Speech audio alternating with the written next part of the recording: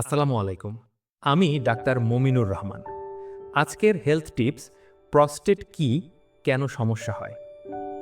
পুরুষদের একটা গুরুত্বপূর্ণ অঙ্গ আছে, নাম প্রস্টেট। কিন্তু বেশিরভাগ মানুষই জানে না এটা কোথায়, কি করে আর কেন এত সমস্যা হয়। প্রস্টেট হলো আখরোটের মতো একটা গ্রন্থি, যেটা থাকে মূত্রথলির ঠিক নিচে আর প্রস্রাবের নালীকে চারপাশ থেকে ঘিরে রাখে। এর কাজ কি জানেন? বীর্যের তরল অংশ তৈরি করা, শুক্রাণুকে শক্তি দেওয়া আর বীর্যপাতের সময় প্রস্রাব আটকে রাখা। সমস্যা শুরু হয় বয়স বাড়ার সাথে সাথে। এই তিনটা হতে পারে: ১. প্রস্টেট বড় হয়ে যাওয়া, বিপিএইচ। ৪০-৫০ বছরের পর অনেকের প্রস্টেট বড় হয়। এটা ক্যান্সার না, কিন্তু সমস্যার কারণ। লক্ষণগুলো হলো: প্রস্রাব শুরু করতে দেরি হওয়া, পাতলা ধারা, বারবার প্রস্রাব, রাতে ঘন ঘন টয়লেট যাওয়া। ২. প্রস্টেট ইনফেকশন বা প্রস্টাটাইটিস, যে কোনো বয়সে হতে পারে।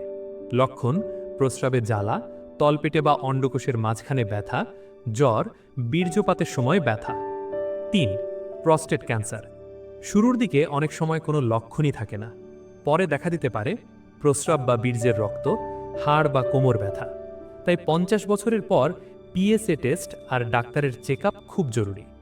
মনে রাখবেন, প্রস্রাবের সমস্যা মানেই লজ্জা না। সময় মতো ধরা পড়লে চিকিৎসা খুব সহজ।